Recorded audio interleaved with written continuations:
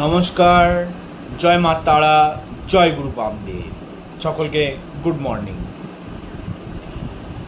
আজ লিখে নিন এক বিশেষ টোটকা, ধনবৃদ্ধির টোটকা।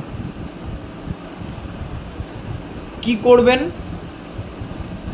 আপনার অর্থ সঞ্চয় হচ্ছে না, ধন আপনার বৃদ্ধি হচ্ছে না, যেরকমকার সেরকমই রয়ে গেছে, উল্টে খরচা হয়ে যাচ্ছে।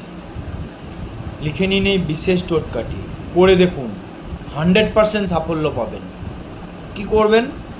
কোনো বৃহস্পতিবার বা শুক্রবার একটি পান পাতা নিন, দুটি সুপারি নিন, দুটি লবঙ্গ, দুটি এলাচ আর একটু সাদা চন্দন।